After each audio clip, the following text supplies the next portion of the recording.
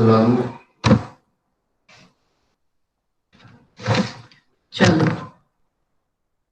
let's start from here. By altering the arm, यानी कि standing position के अंदर हमें आज चेंजिंग जो करनी है वो आर्म्स में चेंज करनी है। हमारे जो लोअर लिम्ब है वो सेम रहेगा। तो सबसे पहले इसके अंदर हमारी जो पोजीशंस बनती है, पहले ये नाम बताते हैं, फिर वन बाय वन हम सारी पोजीशंस देखेंगे। फर्स्ट है विंग स्टैंडिंग, सेकंड है बेंड स्टैंडिंग, थर्ड है रीच स्टैंडिंग, फोर्थ है स्ट्रेच स्टैंडिंग, फिफ्थ है यार्ड स्टैंडिंग, सिक्स है क्रॉस आर्म स्टैंडिंग और सेवन है हीव स्टैंडिंग। अब हम लोग स्टार्ट कर रहे हैं फर्स्ट पोजीशन जो है अल्टरिंग आर्म के साथ में विंग स्टैंडिंग।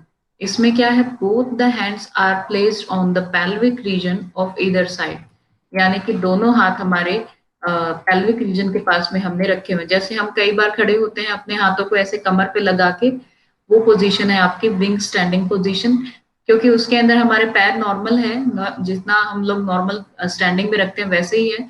सिर्फ हमारे जो क्या चेंजेस आए हैं, हमारे हाथों में चेंजेस आए हैं। अब हाथों में जो चेंजेस आए हैं उसके अंदर कौन कौन से मूवमेंट है जिन्होंने चेंज किया है, जैसे कि आपके शोल्डर हैं, शोल्डर अबडक्ट हुए यानी कि खुल गए हैं, मीडियली रोटेट हुए क्योंकि हमने ऐसे ही हाथ किया, एल्बो फ्लेक्स हुई है, थंब एबडक्टेड हुआ है क्योंकि हम कमर में एक तरफ अपने हाथ, ये हाथों की उंगलियां रखते हैं, एक तरफ अंगूठा रखते हैं, फिंगर अबडक्टेड है और फ्लेक्स्ड है, फोर आर्म जो है वो प्रोनेटेड है।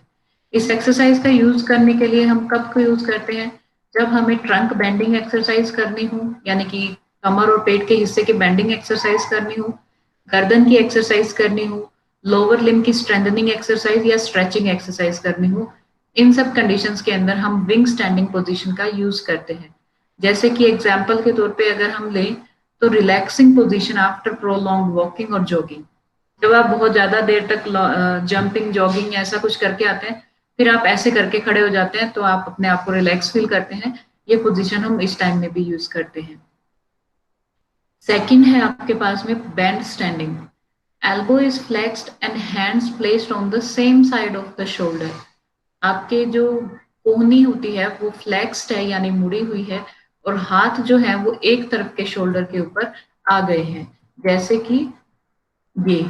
अब ये जो दिख रहा है ये हाथ है, ये शोल्डर्स जो है आपके हैं इसके ऊपर हाथ रख के मतलब ऐसे करके खड़े हो गए हैं, ये पोजीशन आपने एक्वायर की है। इसके अंदर आपने अगेन हाथों को चेंज किया है, जिसमें आपका शोल्डर एबडक्टेड है और लेटरली रोटेटेड है, एल्बो फ्लेक्स्ड है, फोर आर्म सुपिनेटेड है, पहले प्रोनेटेड थी, और फिंगर फ्लेक्स्ड है यानी कि उंगलियां मुड़ी हुई हैं। ये कब यूज करते हैं हम, शोल्डर रोटेशन एक्सरसाइज के लिए। जब हमें शोल्डर रोटेशन की एक्सरसाइज यानी ऐसे ऐसे कोई एक्सरसाइज करनी है तब ये स्टार्टिंग पोजीशन हम यूज करते हैं। दूसरा हम इसका यूज कर सकते हैं ट्रंक बेंडिंग एक्सरसाइज के अंदर एज वेल एज नेक एक्सरसाइज। अगर हमें नेक की एक्सरसाइज करनी तब भी हम ये पोजीशन यूज कर सकते हैं, या हमें कमर के साथ में कोई एक्सरसाइज करनी है तब भी हम यूज कर सकते हैं। एग्जाम्पल क्या है, policeman fixing the star in his shoulder. हाँ, अगर कोई पुलिसमैन है वो डेली अपने यूनिफॉर्म में स्टार लगाता है तो वो ये पोजीशन डेली लगाएगा क्योंकि उसे अपने शोल्डर पे स्टार्स लगाने होते हैं। या removing dust from the shoulder, या हम अगर अपने शोल्डर पे डस्ट लगी है तो हम इस तरीके से उसको क्लीन करते हैं, तब भी हम ये पोजीशन को यूज करते हैं। तीसरी पोजीशन है रीच स्टैंडिंग। ये सबको समझ में आ रहा है ना, किसी को कोई प्रॉब्लम तो नहीं है इसके बारे में सुनने में? No ma'am. ठीक है, न्यू कमर्स बता दो भाई, अगर कोई लैंग्वेज बैरियर लग रहा है कि हिंदी इंग्लिश बहुत ज्यादा चेंज हो रहा है तब भी बता सकते हो। ठीक है, गोविंद और Nikita. Ma'am okay ma'am. First, hello हाँ बोलो। मैम, फर्स्ट टाइम तो ऐसा ही होगा ना, पता नहीं क्या बोल रहे हो, समझ ही नहीं आ रहा। बिल्कुल नहीं समझ में आ रहा, मैं सारा हिंदी में ही तो बता रही हूँ ना बच्चा, ना, ध्यान से। आपकी हिंदी तो समझ आ रही है लेकिन ये किसके बारे में बता रही हो ये समझ नहीं आ रहा। ये पोजीशन है, जैसे अगर मान लो कि मुझे कोई एक्सरसाइज करनी है तो मुझे एक पोजीशन तो लेनी पड़ेगी ना। अगर मान लो मुझे शोल्डर की एक्सरसाइज करनी है तो मुझे कोई एक पोजीशन लेकर उसे स्टार्ट तो करना पड़ेगा। बिना स्टार्ट करे तो मैं पोजीशन, अगर मैं पोजीशन ही नहीं लूंगी तो मैं एक्सरसाइज स्टार्ट नहीं कर पाऊंगी। मान लिया कि मुझे शोल्डर के लिए एक्सरसाइज करना है, तो फिर क्या किया, मेरे को शोल्डर रोटेशन की एक्सरसाइज करनी है। अब मैंने जो मेरा हाथ था वो मैंने इस तरीके से प्लेस किया, तभी तो मैं ये वाली एक्सरसाइज कर पाऊंगी। अगर मैंने ये हाथ यहाँ पर प्लेस नहीं किया तो मैं नहीं कर पाऊंगी। अब मैं जो पोजीशन बता रही हूँ वो पोजीशंस है जो हमें एक्वायर करनी रहती है, मतलब जो हमें बना के रखनी पड़ेगी, यानी कि पहले मैं इस पोजीशन में आऊंगी तब मैं ये वाली एक्सरसाइज करूंगी। ऐसे ही मान लो कि मुझे कमर पे हाथ रखना है, ये कमर पे मैं हाथ रखूंगी तभी मैं दूसरी एक्सरसाइज स्टार्ट करूंगी। लेकिन पहले कोई पोजीशन तो बनाऊंगी ना, मैं जो पोजीशन बनानी है उसके बाद में मुझे स्टार्ट करना है कि मुझे एक्सरसाइज कौन सी करनी है। अभी जो हम पढ़ रहे हैं वो पोजीशंस पढ़ रहे हैं कि कौन सी पोजीशन में हम अपने आप को लाकर रखें तो आगे की पोजीशन हम करें। तो स्टैंडिंग के साथ में हम डिराइव पोजीशन यूज कर रहे हैं कि स्टैंडिंग में आके खड़े हो गए हैं, हम एकदम सीधा खड़े हैं। उसके बाद में पहले हमने जो पढ़ा था पिछले लेक्चर में, उसमें ये पढ़ा था कि पैरों को चेंजेस करके फिर हम कैसे एक्सरसाइज करेंगे। आज हम जो देख रहे हैं उसमें हम स्टैंडिंग में हैं और हाथों की पोजीशन चेंज करके एक्सरसाइज के लिए कैसे वो पोजीशन हम यूज करेंगे ये देख रहे हैं। तो इसमें हमने दो देखा, एक तो हमने कमर पे हाथ रखने वाला देखा, जिसमें अगर आप कमर पे हाथ रखते हैं तो फिर आप आगे पीछे कमर की एक्सरसाइज कर सकते हैं, ये तरीका आप अपना सकते हैं। या आप शोल्डर पे हाथ रखते हैं तो फिर आप शोल्डर की एक्सरसाइज कर सकते हैं। तो पहले एक पोजीशन बनाना था, वो पोजीशन देख रहे हैं कि कौन सी पोजीशन में आके फिर हम आगे की एक्सरसाइज कर सकते हैं। ये पोजीशंस की स्टडी हो रही है हमारी, स्टार्टिंग पोजीशन बोल रहे हैं हम इसे। ओके। आई बात समझ में? बोलो हाँ। भी निकिता। ठीक है निकिता। Yes ma'am. आ हाँ गई। ठीक। ओके चलो आगे चलते हैं। हम्म, तो अब हमारा पोजीशन जो था वो है reach standing position. Upper limb जो है are kept parallel and right angle to the body. Right angle मतलब 90 डिग्री एंगल, यानी कि ऐसे हाथ खड़ा करके मुझे ऐसे रखना है, ये मेरा दोनों हाथों के साथ में ये रीच स्टैंडिंग है। ये भी अगेन ये मेरी पोजीशन होगी, जिस पोजीशन को हम लोग रीच स्टैंडिंग बोलेंगे। यहाँ पर कौन कौन सा मूवमेंट हुआ?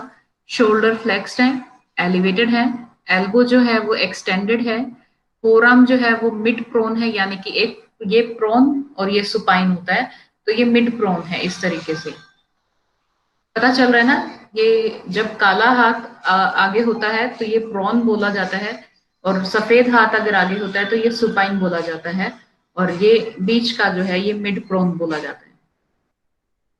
रिस्ट एंड फिंगर जो एक्सटेंडेड है, मतलब कि एक्सटेंडेड यानी कि खींच के, मतलब सीधा खींचा हुआ, और फ्लेक्शन यानी कि सिकुड़ा हुआ, तो ये खुले हुए हैं, एक्सटेंडेड है। थेरेपी में हम यूज कैसे कर सकते हैं? रिस्ट एक्सरसाइज करने के लिए, जैसे हम आगे करके ऐसे ऐसे ऐसे ऐसे रिस्ट की एक्सरसाइज करते हैं, या grasping the horizontal bar with the hand can perform sit-ups, यानी कि ऐसे हाथ पकड़ के फिर ऊपर नीचे ऊपर नीचे ऊपर नीचे हो रहे हैं, तब भी हम यूज कर सकते हैं। इसके एग्जाम्पल क्या है?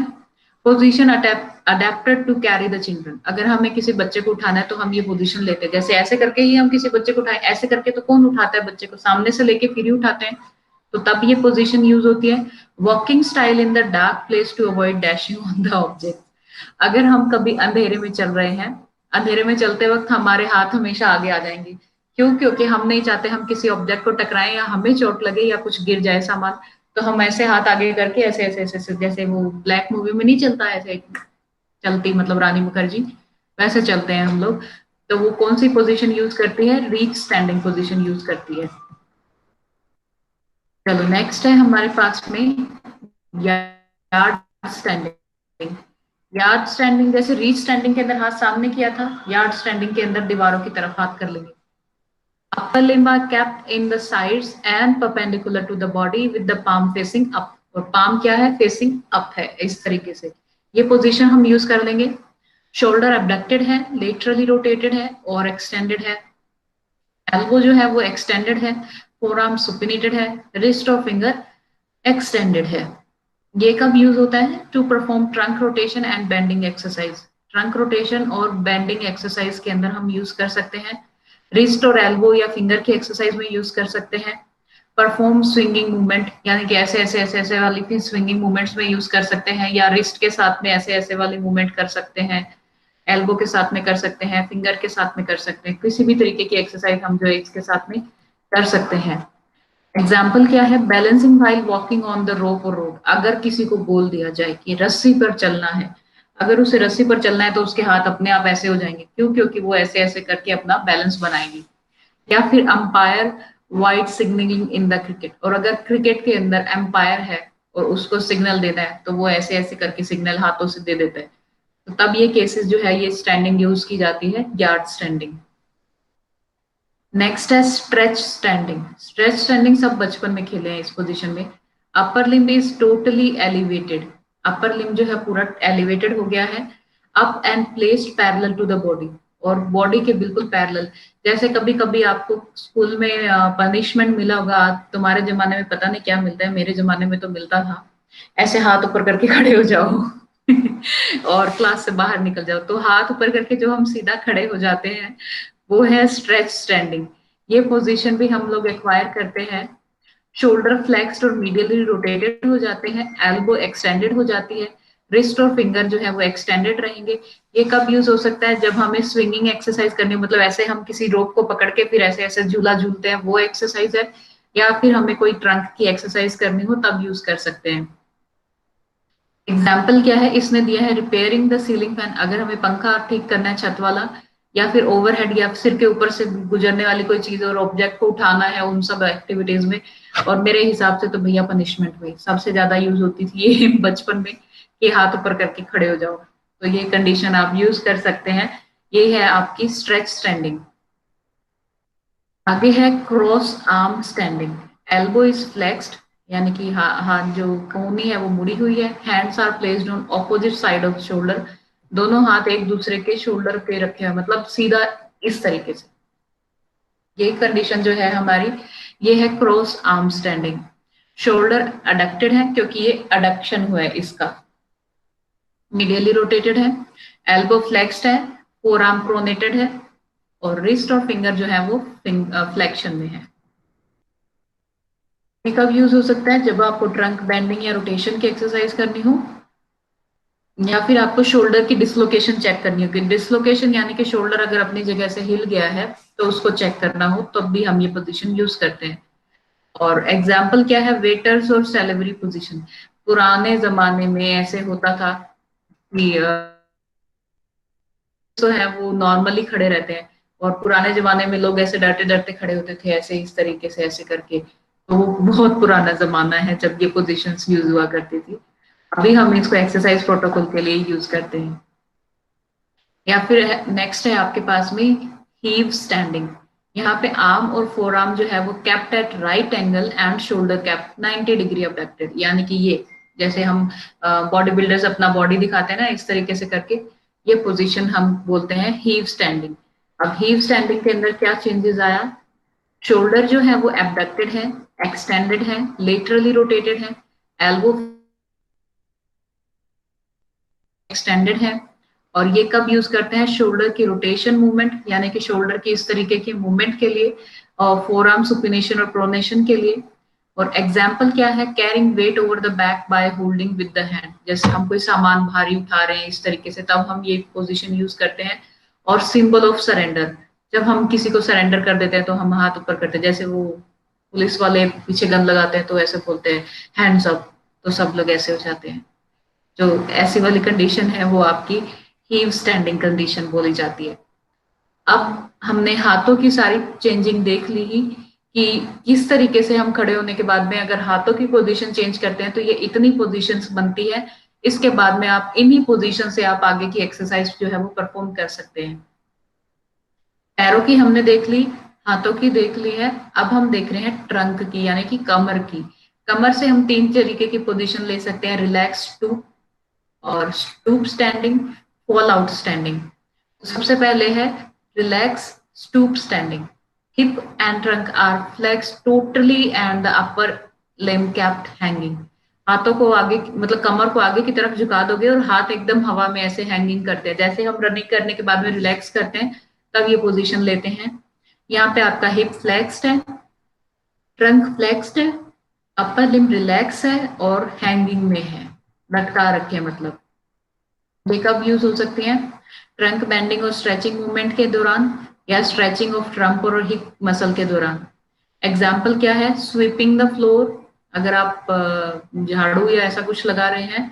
Position adopted while trying to lace और एडजस्टिंग द शूज, जब आप जूतों के फीते बांध रहे हो तब ये पोजीशन यूज की जा सकती है। नेक्स्ट है आपके पास में स्टूप स्टैंडिंग। स्टूप स्टैंडिंग क्या है? Trunk is inclined forward and upper limb placed parallel to the body line to this position.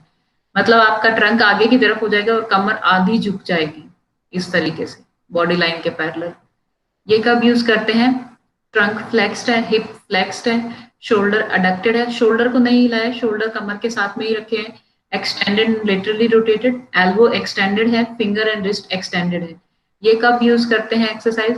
जब हमें pendular movement of shoulder exercise करनी है। पेंडुलर एक्सरसाइज के अंदर हम क्या करते हैं? ये पोजीशन बनाते हैं, आधा कमर आगे की तरफ ले जाते हैं, फिर एक हाथ को ऐसे ऐसे ऐसे ऐसे घुमाते हैं घड़ी के हिसाब से, और क्लॉकवाइज या एंटी क्लॉकवाइज एकदम ढीला छोड़ के, तो वो हमारी पेंडुलर मूवमेंट कहलाती है। फिर और क्या कर सकते हो? ट्रंक बेंडिंग और स्ट्रेचिंग एक्सरसाइज कर सकते हैं। एग्जाम्पल क्या है? Rickshaw pulling position. जैसे आपके पीछे कोई रिक्शा है और आप उसको खींच खींच के आगे लेके जा रहे हो, तो ये पोजीशन आपकी वहां पे यूज होती है। लास्ट पोजीशन है स्टैंडिंग के अंदर fall out position. One leg kept forward with the knee bending. एक पैर आगे है और नी बेंड को कर लिया है, मतलब नी को मोड़, घुटना मोड़ लिया है और एक पैर आगे है। And the other leg remain straight, और दूसरा पैर जो है बिल्कुल सीधा है। एंड ट्रंक जो है इंक्लाइंड है, यानी कि आगे की तरफ झुका हुआ है। क्या मूवमेंट हो रही है? फॉरवर्ड लेग हो रहा है, हिप फ्लेक्शन और नी फ्लेक्शन। जो पीछे बचा हुआ पैर है वो हिप एक्सटेंडेड और नी एक्सटेंडेड। एंकल जो है वो डॉर्सी फ्लेक्शन में है। कब यूज होता है ये? हिप के फ्लेक्सर की एक्सरसाइज करवाने में या फिर फॉरवर्ड लेग की एक्सरसाइज करवाने में। और एग्जाम्पल क्या है? पुलिंग द लोडेड बुलकट, मतलब जो खोता रेडी या जो रेडी बोलते हैं ना, उसको खींचने के लिए हम ये पोजीशन यूज करते हैं। तो ये थी हमारी सारी की सारी स्टैंडिंग से रिलेटेड पोजीशन।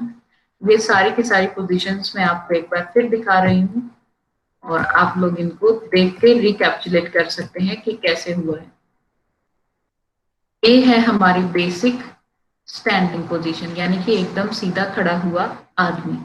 अब हमारी लोअर लिम्ब यानी पैरों को चेंज करने के बाद में पोजीशन है हाई स्टैंडिंग, यानी कि किसी स्टूल पर खड़े हो जाना। वॉक स्टैंडिंग, यानी कि एक पैर आगे की तरफ लेके खड़े हो जाना। उसके बाद में है स्ट्राइट स्टैंडिंग, यानी कि दोनों पैर जो है साइड में खुले करके खड़े हो जाना। फिर है स्टेप अप स्टेप स्टैंडिंग, यानी कि एक पैर किसी एक चीज के ऊपर या एक सीढ़ी के ऊपर रख लेना। हाफ स्टैंडिंग, यानी कि एक घुटना मोड़ लेना और दूसरा पैर सीधा रखना। उसके बाद में है टो स्टैंडिंग, यानी कि पंजों पे खड़े हो जाना और बाकी का बॉडी ऊपर की तरफ ले लेना। फिर है क्लोज स्टैंडिंग, दोनों के पैर जो है चिपका के खड़े हो जाना, एकदम बिल्कुल चिपके हुए दोनों पैर चाहिए।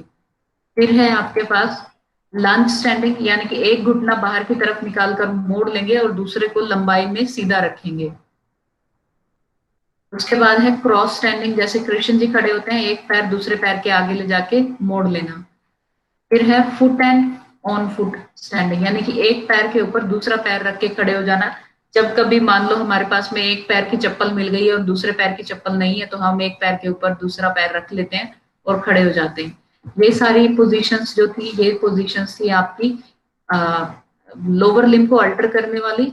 अब पोजीशंस आ रही है जिसमें हमने आर्म्स को अल्टर किया था, यानी कि एक हिस्से में हमने देखा था कमर पर हाथ रख के खड़ा होना, यानी विंग स्टैंडिंग। बैंड स्टैंडिंग, यानी कि हाथों को शोल्डर पे खड़े रखना, बैंड स्टैंडिंग। ब्रीच स्टैंडिंग, यानी हाथ आगे की तरफ लेकर आके खड़े हो जाना 90 डिग्री पे। और उसके बाद में हमारे पास में यार्ड स्टैंडिंग आती है, जो हाथ हम लोगों ने पैरेलली बॉडी के साथ में खड़े किए।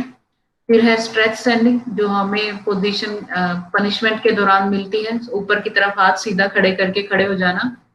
उसके बाद में हमारे पास में आती है क्रॉस आर्म स्टैंडिंग, यानी कि हाथों को ऐसे क्रॉस करके खड़े हो जाना। उसके बाद में आती है हीव स्टैंडिंग, जिसमें हम मसल शो करने की पोजीशन में आ जाते हैं। और फिर हमारे पास में आती है ट्रंक से रिलेटेड चेंजिंग पोजीशन के लिए, तो हम कमर से झुक गया और हाथ आगे हैंगिंग में ढीला छोड़ दिया। उसके बाद में ये पोजीशन थी रिलैक्स स्टूप स्टैंडिंग। फिर आती है स्टूप स्टैंडिंग, जब हम आधा कमर को आगे की तरफ झुका देते हैं और हाथ बराबर में रखते हैं, ये वो पोजीशन है। फिर है फॉल आउट पोजीशन, जब एक पैर आगे की तरफ लेकर मोड़ दिया और दूसरा पैर पीछे वाला सीधा रखा और कमर जो है वो आगे की तरफ झुका लिए, ये कंडीशन आपकी आती है फॉल आउट स्टैंडिंग। यहाँ तक हमने स्टार्टिंग पोजीशन के अंदर फर्स्ट फंडामेंटल पोजीशन देखा था स्टैंडिंग, और स्टैंडिंग से जितनी भी डिराइव होने वाली पोजीशन थी वो सारी हमने देखी, जिसमें हमने आर्म्स के अंदर चेंज आने वाले देखे, लोअर लिम्ब में चेंजेस आने वाले देखे, और आपके ट्रंक के अंदर आने वाले चेंजेस को देखे। इन सब पोजीशन के अंदर किसी को कोई परेशानी या कोई पोजीशन जो नहीं समझ में आ रही है, ये सारी बुक आपके पास में है, ये सारी पोजीशन की पिक्चर आपकी बुक में बना हुआ है। जब कभी भी आपको टाइम मिले आप ये पोजीशन जो है वो लेकर खड़े होके खुद करके देख सकते हो कि हाँ ये पोजीशन बनती है या नहीं बनती है। किसी को कोई परेशानी है अब तक?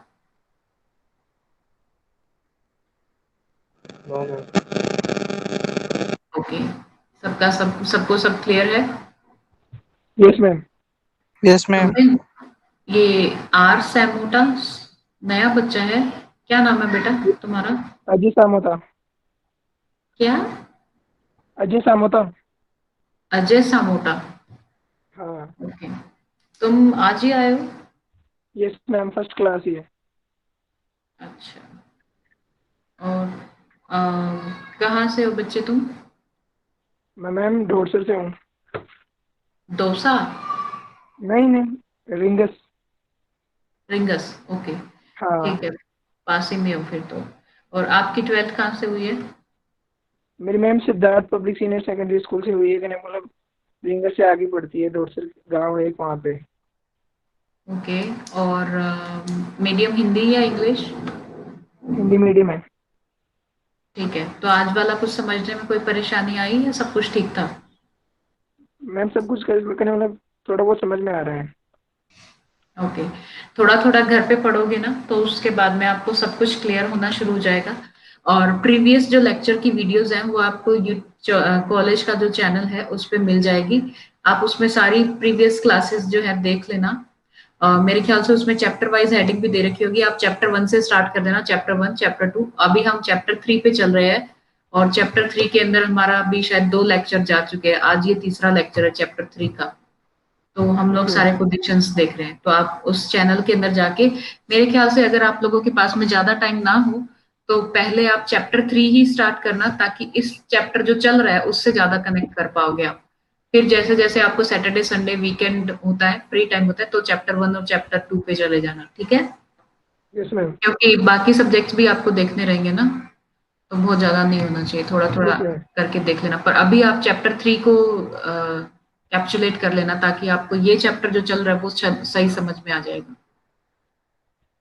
Okay ma'am. ओके, चलो हम लोग आगे चलते हैं, सिटिंग की पोजीशंस देख लेते हैं। फिर सिटिंग के अंदर हम लोगों की सारी पोजीशंस कितनी आ जाएंगी देखते हैं पहले। काफी सारी है, इतनी भी ज्यादा नहीं है जितनी स्टैंडिंग की थी। चलो सिटिंग का स्टार्ट करते हैं। सिटिंग जो है वो सेकंड फंडामेंटल पोजीशन है, पहली हमने स्टैंडिंग देखी। पोजीशन है हमारा सिटिंग, जिसमें अभी सब लोग बैठे होंगे, यानी कि आप ही लोगों की पोजीशन सही है। The position adopted while sitting on the stool or the chair is considered as the fundamental position of the sitting। अगर आप किसी स्टूल पर बैठे हैं या मेरी तरह किसी चेयर पे बैठे हैं तो वो आपकी फंडामेंटल सिटिंग पोजीशन बोली जाएगी। The thigh and the legs are relaxed and the foot is resting on the floor. आपके पैर यानी कि आपके थाइस के क्या बोलेंगे, घुटने से ऊपर वाले पैर और घुटने से नीचे वाले पैर, और जो आपके फुट हैं वो सब जो है रिलैक्स पोजीशन में जमीन पर लगे होंगे। From the trunk to head the position is same as said in standing posture.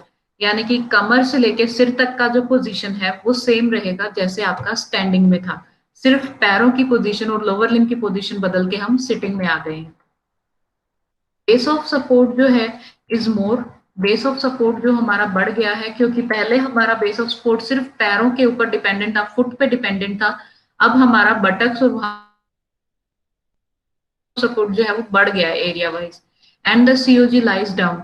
जैसे ही हमारा बेस ऑफ सपोर्ट बढ़ जाता है सीओजी नीचे आ जाता है, तो अब हमारा कमर के से नीचे आ गया है COG. And due to the downward movement of the COG the position get more stable. और अगर हमारा सीओजी लेवल है जो सेंटर ऑफ ग्रेविटी लेवल है, अगर वो नीचे आ जाता है तो हमारी स्टेबिलिटी बढ़ जाती है।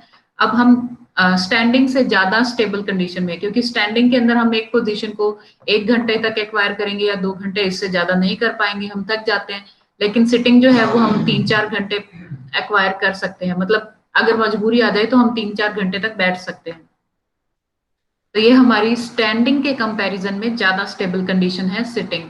Then and the muscle work required is also less. Standing में जितनी मसल्स काम कर रही थी उससे कम मसल्स सिटिंग में काम करती हैं। यहाँ पे क्या क्या मसल वर्क हुआ है? There is no muscle work in the lower limb. नीचे के पैरों में कोई भी मसल वर्क नहीं हुआ है, because the stool support thigh and legs and the foot is resting on the floor. क्योंकि जो शायद आप चेयर पे बैठे होंगे या स्टूल पर बैठे होंगे तो आपके जो थाइज हैं उनको सपोर्ट मिला हुआ है, लेग्स को सपोर्ट मिला हुआ है, फुट ग्राउंड पे लगे हुए हैं, तो ये सब रिलैक्स पोजीशन में, यहाँ पे कोई वर्क नहीं है। Remaining part from the trunk to head the muscle work is same as standing. और जो अपर पार्ट है वो वही वर्क कर रहा है जो आपने स्टैंडिंग में देखा था।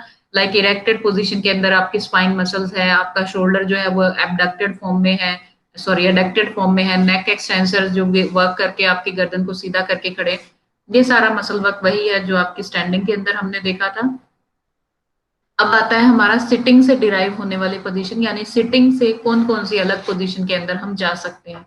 जैसे फर्स्ट है cross standing, sitting, side sitting, group sitting, long sitting, stoop sitting, right sitting and foot sitting, यानी कि स्क्वेटिंग, यानी जो इंडियन टॉयलेट वाली पोजीशन है। तो सबसे पहले हम लोग देखते हैं cross sitting. Both the legs are crossed and the weight is transmitted through both the hips. दोनों के दोनों पैर जो है वो क्रॉस्ड हैं और वेट जो ट्रांसमिशन हो रहा है वो हिप से हो रहा है। ये आपकी क्रॉस सिटिंग पोजीशन है। जैसे आप मंदिर में पूजा करते टाइम बैठते हैं तो आपका एक पैर एक के ऊपर, दूसरा पैर दूसरे के ऊपर होता है और जो वेट होगा वो आपके हिप से ट्रांसफर होगा। इसको जहां तक मुझे याद आ रहा है इसे आलती पालती मार के बैठना बोलते हैं। आप लोग शायद कुछ और बोलते होगे, मुझे आइडिया नहीं है, बट शायद आलती पालती आपको समझ में आ गया होगा। कोई नया यस वर्ड तो मैम। नहीं है ना? ये आलती नो मैम। आलती पालती पोजीशन है, इसको क्रॉस सिटिंग बोलते हैं।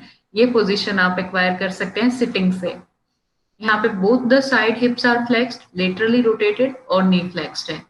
ये एक्सरसाइजेज में कब यूज होता है? जैसे आपको कभी ब्रीदिंग एक्सरसाइज करना हो या फिर रेस्पिरेटरी डिस्ट्रेस दूर करना हो, हिप के लिए अडक्टर की स्ट्रेचिंग करनी हो या ट्रंक और नेक एक्सरसाइज करनी हो, तब ये आप पोजीशन यूज करते हैं। और एग्जाम्पल के तौर पे some floor level activities like eating, cutting vegetable etcetera. कुछ पुराने लोग जो होते हैं वो आज भी जमीन पर बैठ के खाना खाते हैं, तो ये पोजीशन वो एक्वायर करते हैं। या फिर सब्जी काटने वाला काम भी वो नीचे बैठ के अगर करते हैं तो वो एक्वायर करते हैं ये पोजीशन। सेकंड है side sitting. This position is possible either one of the side, one of the hip. एक पोजीशन है जिसमें possible either one side of the hip in right sitting, the right hip remain like the cross sitting and the left hip flex. एक पैर यानी एक तरफ का पैर जो मुड़ा हुआ है वो सही है, दूसरा उसके ऊपर से आ रहा है। Adducted and medially rotated and flexed and kept in the side. Weight is transmitted on the right side. और जो वजन है वो राइट साइड से ट्रांसमिट होगा ये इस तरीके से। एक पैर जो है वो उसने मोड़ लिया है और दूसरा पैर खुला होके पीछे की तरफ मुड़ा हुआ है। तो जो पहली पोजीशन थी हमने जो क्रॉस सिटिंग देखा था उसमें भी तो यही था कि दोनों पैर मोड़े थे, तो इसने इसको इस तरफ मोड़ा, इस वाले पैर को इस तरफ मोड़ा। लेकिन इसमें क्या किया, क्रॉस नहीं किया, इसने सेम साइड के अंदर इसको इधर भी मोड़ दिया और दूसरे वाले को भी इधर ही मोड़ दिया।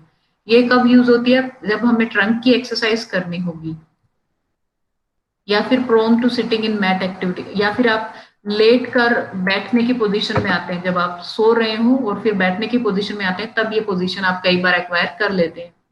ये कब है? All floor activities like cutting vegetable और गार्लैंड मेकिंग, यानी कि आप कोई मालाएं बना रहे हो या आप वेजिटेबल कट कर रहे हो, तो नीचे अगर जमीन पर बैठकर अगर आप कोई काम कर रहे हो तो जब आप क्रॉस सिटिंग में थक जाते हो तो आप ये पोजीशन एक्वायर कर लेते होगे। आपने बहुत बार देखा होगा अगर कोई पूजा होती है वो 2 घंटे 3 घंटे लंबी चल रही है तो हम क्रॉस सिटिंग में ज्यादा देर नहीं बैठ सकते हैं, तो फिर हम ये साइड सिटिंग यूज कर लेते हैं। तो इससे क्या है, एक तरफ के पैर के ऊपर हमारा बॉडी वेट ट्रांसफर हो जाता है और दूसरा रिलैक्स हो जाता है। फिर जब ये वाली पोजीशन से थक जाते हैं तो इसका ऑपोजिट दूसरी तरफ कर लेते हैं, तो एक तरफ का वेट जो है शिफ्ट हो जाता है और दूसरा पैर रिलैक्स हो जाता है। ये पोजीशन हम लोग अक्सर यूज कर लेते हैं। थर्ड पोजीशन है crook standing. Knee and hip are flexed and the feet are kept forward while sitting in the floor. जब आप जमीन पर बैठे होंगे तो आप देखेंगे आपने घुटने भी मोड़े, आपने हिप भी मोड़ा और आपके पैर सामने सीधे जमीन पे लगे हुए हैं और आप बैठे हैं, ये आपकी क्रूप स्टैंडिंग सिटिंग पोजीशन बनती है। इसमें आपका हिप फ्लेक्स्ड है, नी फ्लेक्स्ड है, एंकल जो है न्यूट्रल पोजीशन में। ये हम कब यूज करते हैं? मैट एक्सरसाइज, यानी कि मैट पर लेट कर जो हम एक्सरसाइज करते हैं तब हम ये एक्सरसाइज की एक्टिविटी को यूज करते हैं। ब्रीदिंग एक्सरसाइज में यूज कर सकते हैं, नेक और एंकल की एक्सरसाइज में यूज कर सकते हैं। एग्जाम्पल क्या है इसका? जब आप दीवार के सहारे बैठकर टीवी देख रहे हो, अगर जमीन पर बैठने वाली जगह हो तो आप अक्सर इसी तरीके से बैठ के आप टीवी देखते हैं। नेक्स्ट है लॉन्ग सिटिंग।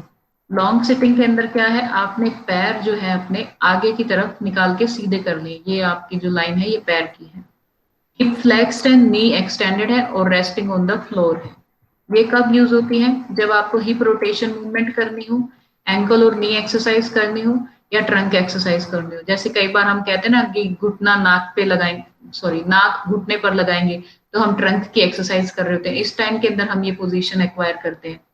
एग्जाम्पल के तौर पे traditionally adopted position by the old age people for the floor level activities. आप कई बार देखोगे बुजुर्ग लोग जो होते हैं वो अक्सर आपको इस पोजीशन के अंदर बैठे हुए दिखाई देते हैं, क्योंकि वो सारा टाइम खड़े भी नहीं रहना चाहते और ज्यादा टाइम तक उनसे बैठा भी नहीं जाता है, तो वो घुटना मोड़ के नहीं बल्कि घुटना सीधा करके ही बैठे जाते हैं। ऐसी पोजीशन वो एक्वायर करते हैं और इसे बोलेंगे लॉन्ग सिटिंग। नेक्स्ट है आपका stoop sitting. Sitting on the stool and the trunk is leaned forward. आप स्टूल पर बैठे हैं और आपने कमर का हिस्सा आगे की तरफ झुका दिया है, ये कंडीशन आती है आपकी स्टूप सिटिंग के अंदर। इसमें आप ट्रंक का फ्लेक्शन हुआ है। यूज कर कब की जाती है? ये बैक और नेक की मसाज के दौरान, मसल रिलैक्सेशन के दौरान, या फिर ब्रीदिंग एक्सरसाइज के दौरान। फॉर एग्जाम्पल क्या है इसका? Lazy sleeping position in the classroom. जब आप क्लास में बोर हो गए हैं तो आप आगे की तरफ झुक के ऐसे बैठ जाते हैं ताकि थोड़ा रिलैक्स हो जाए और आपको बहुत स्लीपी सा फील हो रहा हो, तब आप ये पोजीशन यूज करते हैं अक्सर। नेक्स्ट है आपके पास में स्ट्राइड सिटिंग। स्ट्राइड सिटिंग में क्या है? Both the hips are abducted, दोनों हिप्स को खोल लिया जाता है। Placed in the either sides of the stool, stool की एक तरफ एक पैर, दूसरी तरफ दूसरा पैर। If the foot rest on the floor the position will be more stable. और अगर दोनों तरफ से आपका पैर जमीन पे लग जाता है तो वो कंडीशन आपकी स्टेबल आ जाती है, जैसे बाइक पे बैठते टाइम हम करते हैं। ये कब एक्सरसाइज में यूज हो सकती है? जब हमें लेग स्विंगिंग एक्सरसाइज करना हो, नेक और ट्रंक की एक्सरसाइज करना हो, अपर लिम्ब की एक्सरसाइज करना हो।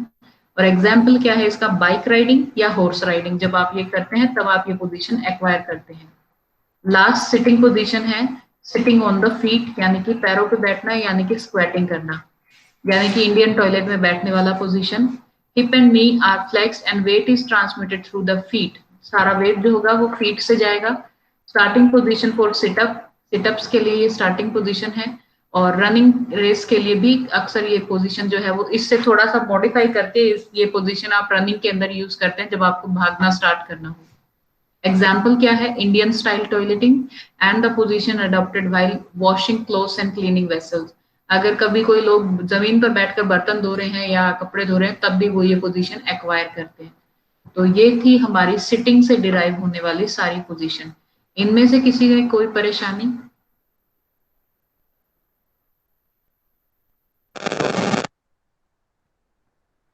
नहीं, सब ठीक है।